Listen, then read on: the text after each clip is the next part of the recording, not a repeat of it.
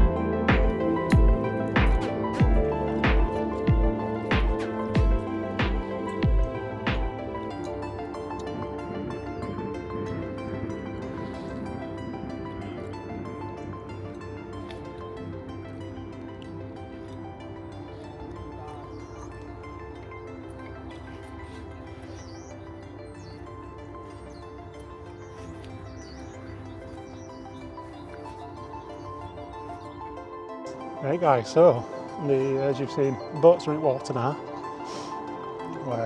What they're doing is they're patrolling outside at pond to try and find a suitable place to drag nets in. But because it's basically an old brick pond, the bottom all the way up to about 5 to 10 metres out is absolutely strewn with rubble and bricks, boulders, all sorts. So they're doing some really extensive sort of like underfoot examination. They've got the rods, they're stamping about, just to try and find something to drag that net in. It's not looking impossible, but it's not been very easy for them. So we'll keep you updated and hopefully they find a spot and we can finally get a net round. They've done a quick sonar exam as well, and some really good news, it's absolutely teeming with fish of all sizes. So it's going to be really interesting to see what actually comes out. They've seen some pretty big fish on there as well.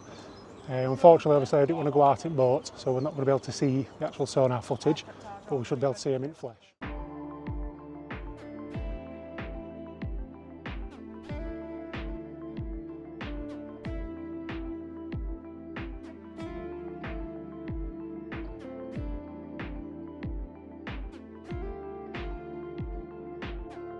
Right guys, bit of an update again. We've spoken to Ben and it is looking like the netting is going to be impossible, unfortunately.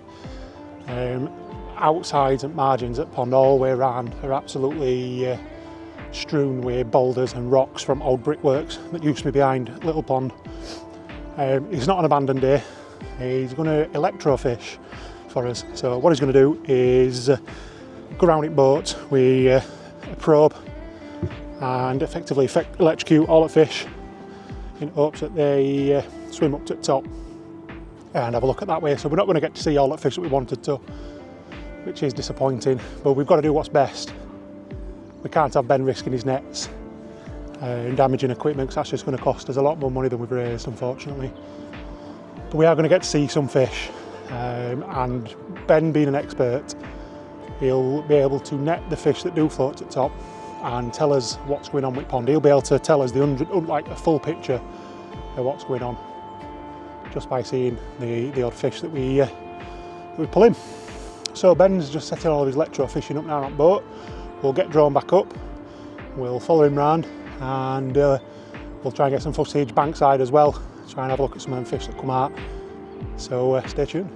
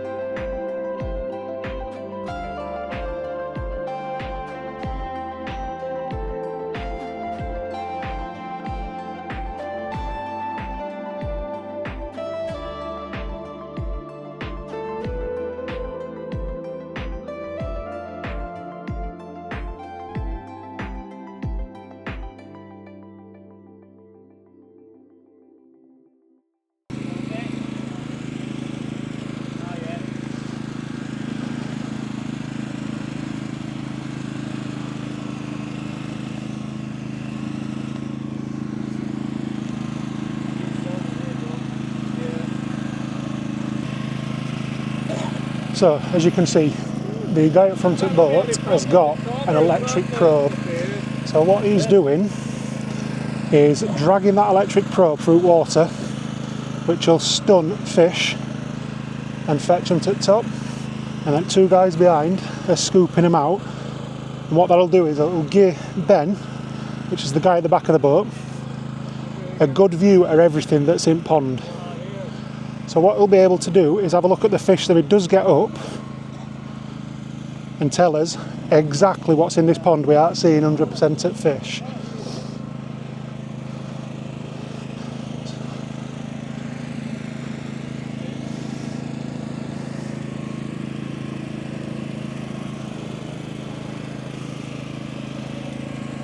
So before we found out that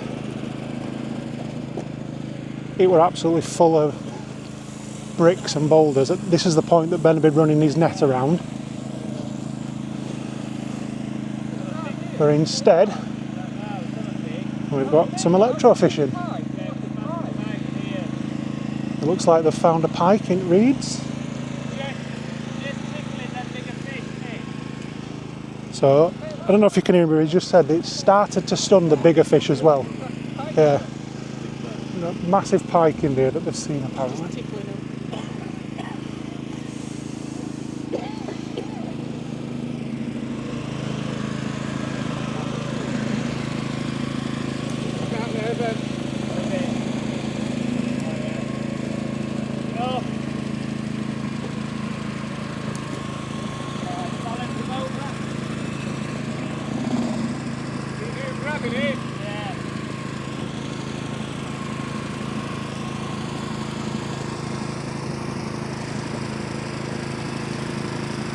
We got a look, carp net there.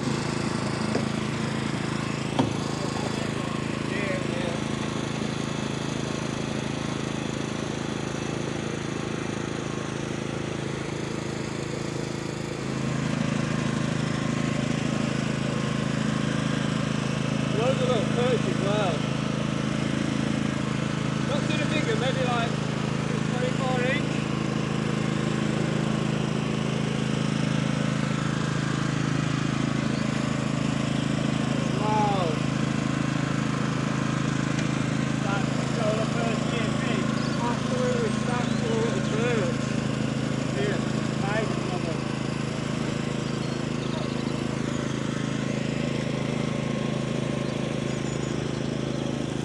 Right, so they've brought the first load of fish back in.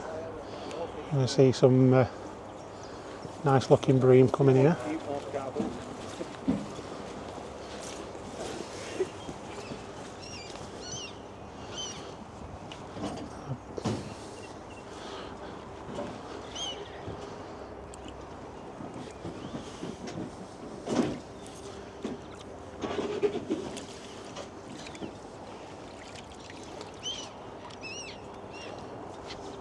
Let's watch your back.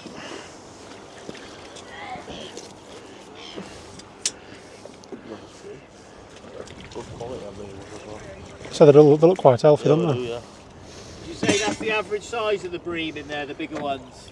No, there's bigger than that. Yeah, Yeah, you've got a lot, yeah. there's a lot of big dark bream I in mean, there. generally, I think you've got a really healthy pond. Yeah, Yeah, that's I do, good to yeah. hear. Nice one. I mean, there's a bit of Argillus knocking about on them, but you know, which is an external parasite, like an ectoparasite. You can see it moving around. You must have seen it. Yeah, yeah. Before, like, Little worm type things. Yeah. Well, no, they're like a little round disc. Oh, I've not. With No, suckers yeah. underneath, and they just sort of they feed and move about on the mucous membrane of the fish. So that is something to keep an eye on. Right. Yeah. If it does get out of hand, then it because obviously the way they feed, it can open up sites for secondary infection. Right. Yep. So that's something to keep an eye on, and there are things you can do as well to sort of like try and minimise that. Yeah, like I said, you don't need to see every fish you've got to get a good idea of what's going on with the fish population. Yep. I'd like to see a few more of your carp, but I think now we've just covered open water, because obviously there's nowhere we can run a net safely. Yep. We've done a couple of lines up through the centre of the lake. I'm hoping it's pushed those carp into Into margins, So if yeah. they've gone for cover, we do another run around the margins, we'll probably pick a few more up. Nice one. But yeah, we'll just put these in a cage now, let them recover for 10 minutes, so we're not hitting them twice, and then we'll go out and see if we can catch a few more of your carp. Nice Pike one. population's doing extremely well, loads of pike, Yep. absolute stacks of pike. Your carp looking, Yeah, that's all I needed to hear. Good, huh? your carp look, Matt. you know, generally they look in pretty good nick. Yep. Can you just tell me, Dad, what you said about that disease or something? About what, sorry? The algus. That disease? Argillus. Yeah. Yeah. What So about if you look on the back, just look on the back fin there, you'll see. Point that out. Chuck that one in, Josh. Point that out. So you see that there, that little ring. Yep. That's where one's been attached. Yeah. So they feed off this. Yeah, no, there's still one in there. Yeah. And you can see on the tail there, there's a couple of them. Ah. Yeah, so they move around and feed on the mucus and bury in. So they are a problem. If there's, I mean, they're everywhere. They're absolutely everywhere. We even get them at the fish farm. You know, it's nothing to be concerned about, but it is something to keep an eye on. Yeah. It's usually an indication if they start getting lots of them. It's usually an indication that there's something, you know. And is there something that we can add to water to kill it off? Not really, not anymore. No. You can add sort of like additives to your feed, like garlic, Right. powders and oils to your feed. They help knock them off. Yeah, they don't like garlic. Right. Safe on Like leeches. vampires. But you've got it, but it takes a couple of weeks to build in the system. But so basically, you just like That's all my grandmate is garlic. coat your pellets in it, Yep. and that will keep them off. When I've had tests done with this water, yeah, it's a very healthy water. Yeah, no, I can see that. Yeah. And I put inhibitor in to stop weed growing. People fish it. What, sorry? Dad. What? But I think generally, you know, I think you've got, there's loads of fish out there. Obviously, the electrofishing is not a massively productive method for catching large amounts of fish. Yeah, yeah. Obviously, that was the same net, so you know that's the same net's job. And if we'd have managed to, if we were able to run a net, if there wasn't so many boulders and bits of pipe and stuff in here, then I dare say we'd have caught the best part of a couple of £1,000 of fish. Right. Judging by Yeah. what we saw on the sounder this morning, There was, there was 2 or 3 very big shoals of fish out there of varying sizes. Have you been getting any cormorants on at all?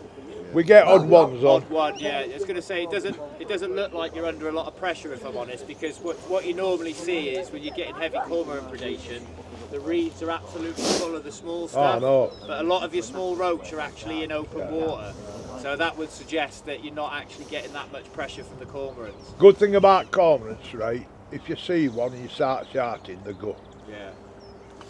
They're not like goose handers. But they're not on every day, no. Oh no. No. What, once a week? It just depends. Sometimes we don't see them for months. Not even that, they're hit and miss, aren't they, cormorants on here? I talked to him. I said, get down to Bolton Brick Pond, Lowfields, and Dennerby. Enjoy your send down there, lads. Yeah, I think. I do. I send them down. Go on. I think the only. They still have to get on peg 14 at Lowfields, won't they, Ryan? I mean, looking at the amount of. Oh, just watch the dog with one of them Brody! hooks. Do you want me to disguise them for you? Sorry. Them lower jobs, get rid of them. Yeah, you can do, yeah. Just go down and grab them. I'm alright, mate. One of them is this that it lost ages ago. We've got a landing net up there as well. We dragged out. Oh, thank you.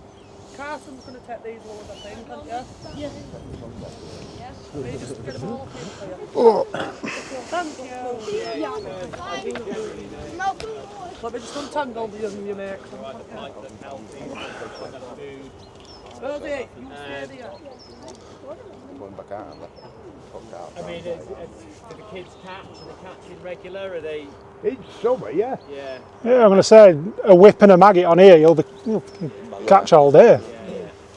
I think generally the populations are doing really well, right through the species. The bream look okay, everything's breeding. You've got loads of small perch, loads of small roach, skimmers right through the ranges, first, second, third, fourth year fish, right up to your breeding size, bang. Have you seen many tench while you've been round? So one big tench, Yeah. Too low, we couldn't get the net round. The tench, they don't respond particularly well to the electric gear. You'll see a quick flash turn out of them and boom, they're away. Yeah. Because there's a lot of tension here. Yeah, the tench obviously, a lot of them will be open water, and we did see a few splashing up the reef that have been tench, but we've only seen one. But it was a good size, I bet it was £5. So they were at 9 not long ago, weren't they? Well, you've had a £9 Yeah. down. A monster. I think generally it's a really healthy bit of water, and personally I wouldn't risk stocking fish. Yeah. Right. Okay. I mean, as long as people are at, obviously winter's always going to be harder work. But I mean, if you cut the bottom into the centre of that lake today, I guarantee you'd be catching. If you fish down the margins on a float, or you only fish out to, all those fish were stacked up, banging a line right at the centre of the lake. Right. So obviously, if you're fishing short on a pole or what have you, or chucking a feeder 5 metres out, you're not going to be on the fish. You need to be out towards that centre of the lake. And this time of year, that's where you want to be fishing. That's nice to know. No, we've always said that in winter though. Yeah. Close in's not your line to miss, far of that. Like, judging by what we've seen this morning, I would imagine, the water temperature's 4 degrees. I would imagine that's pretty much a similar thing from when the water drops cold. They're all going to be bang out in that centre line. And there is a lot of fish there as well, mind. It lit up like Christmas tree this morning. It's just a shame we can't get a net round them. It'd be nice to see the job long, but it's just going to be impossible. If I'm being honest, I think if we put a net out there, I'm not convinced we get it back.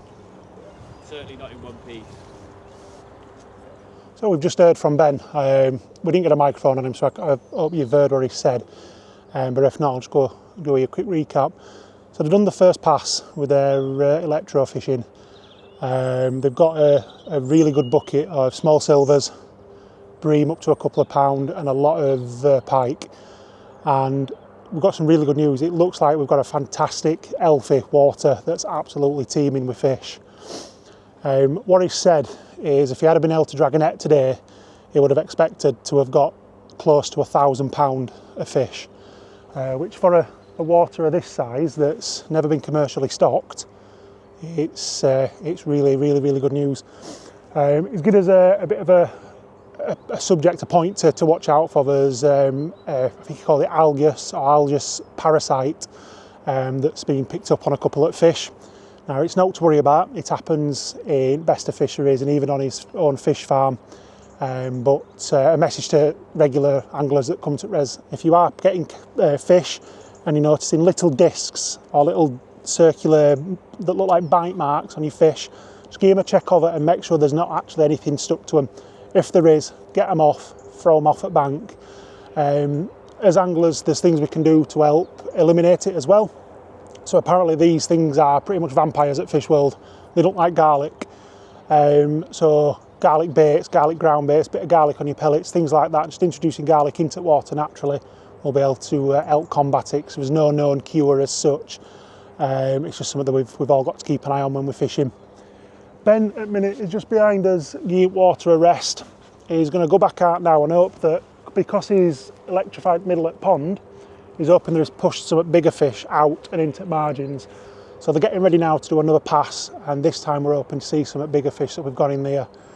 We've had 2 at carp out, probably 7-8 pound, really, really healthy, lucky fish. So we'll get drone back up and see if we can get some of them bigger fish.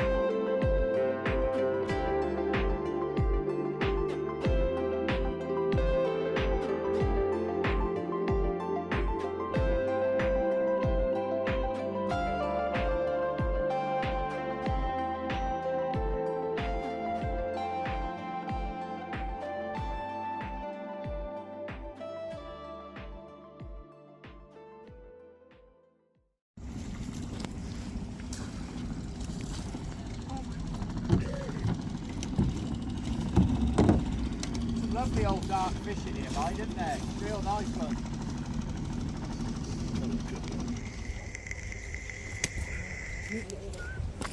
Yeah, so picking a few more up round the margins now. You know, now we've obviously pushed them into a bit of cover.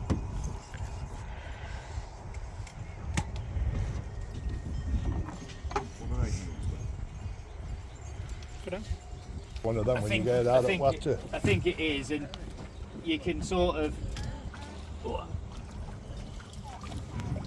No. No?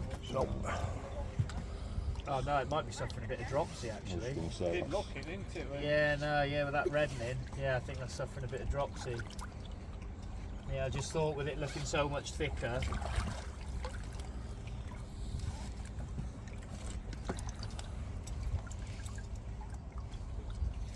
These bream are a bit older than what they first appear, you know. Oh, one took clippers. Oh, Gary and Don on it. We haven't long caught that one, so it'd be alright. Just take a couple of minutes to recover. Yeah, I think a lot of your fish are still up the centre, so it'll be. You're welcome. Obviously, if you've got 5 foot of water, it will be working. The electric will be working, but Do you know there's one floating there? yeah, I've just dropped him in there. Yeah, give him a couple of minutes, he'll come round and kick away. Want some paracetamol? All being well. Yeah, we've only just caught that one literally a few minutes ago. How long does shock last to her? It depends on the conductivity of the water, really. I mean, the water is very conductive. We're running at quite a low ampage, and yeah, like some places, they don't respond very well at all to it, you know. But they're turning over nicely on quite a very low setting as well. So yeah, some of these fish are absolutely beautiful, that, you know. That's one from Fox, isn't it? No. Isn't it? That's from Scaly Mirror, that one. I guarantee you that. I know it is. It's from Devon, that. A long way. Get this one back. Oh, That's full of shit, that one, isn't it, basically? Sorry? That one's full of... Water, yeah, water retention, like renal failure. But it's the only one I've seen like it, so it's not too much concern. But yeah, some of these are cracking fish. Are there any linears yet? There's quite a number of linears.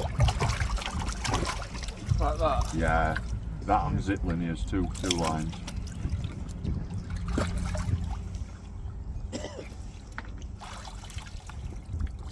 Again, well, See how they're quite long and lean. Yeah, so you just if you wanted to, like, obviously if you wanted them to grow and maintain, they're just going to need a little bit of extra food. But the Siltex will do that. You know, that will increase the natural food availability, so they will naturally gain a bit of weight through that. And then if you do decide to supplementary feed as well, then obviously, yeah, it will make a difference. But that's an absolutely stunning fish.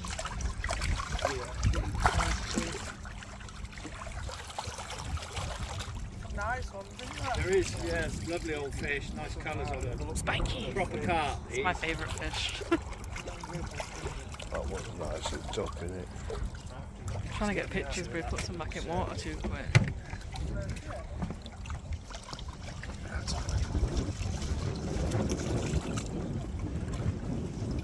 I'm just going to get a few pictures while you're doing it, if that's alright.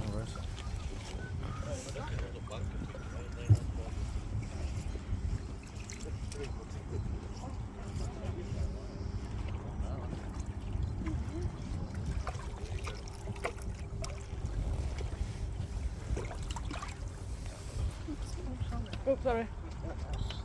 Pike. We've already got some silk ordered, so... Sorry? Can you hold him so I can grab a picture? Siltex. Siltex, whatever, yeah. Why do we back into it? Yeah, they said yeah. Don't know, he's gonna be in a bit. Quite soon.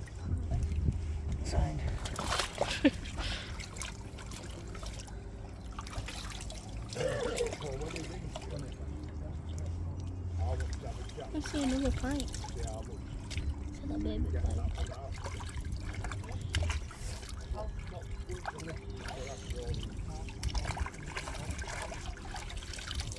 Started kicking now, that bream. He'll come round. Can I have a photo of that? Oh my god! Oh, 1 minute. Quick. That is. Will you be doing a little video on your website as well? I'll probably put a few pictures on Facebook, yeah. Can you tag our page in it, please? Yeah, of course I can. But I caught that over there. Publicity in it as well. That is a nice carp. Yeah, you can see a lot of those fish are quite lean. You know, it's becoming quite consistent now. We're seeing a few more carp. They're just, they're very on the lean side. Oh, see, there's a baby perch.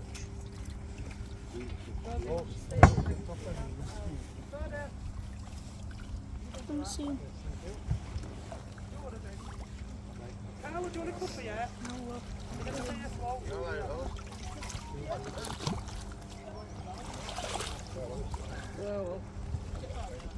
Hold that bream up, that big one.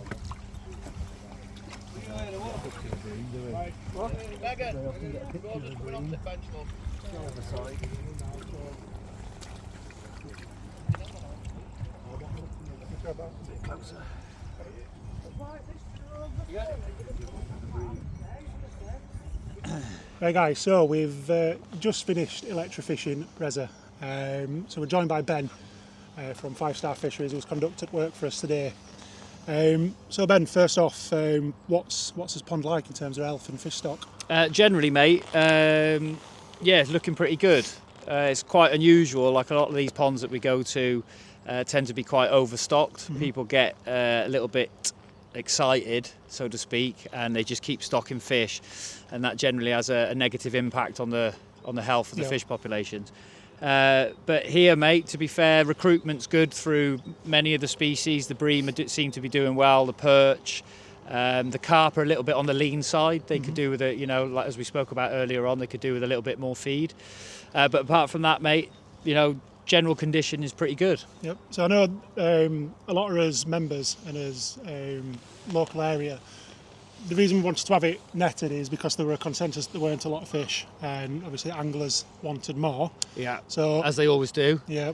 It's, so recap on what you said about restocking and whether we should or shouldn't. So with regards to stocking, I would say everything we've seen so far, like, you know, like I said, the recruitment's good through all the species. We're seeing lots of first and second year fish. The pike are doing really well. You've got a good pike population. The carp are doing okay, you know, skin conditions generally quite good. But what we see is with these places that do just continually stock, is that it gets to a point and then it'll decline quite rapidly. Yeah. And it's really common in probably 90% of the commercials that we actually get in a net, you know, we see it a lot. So obviously every lake's got a capacity of the amount of fish it can hold. Once you reach that capacity, there's only one way it can go, and the fish health will start declining. Yep.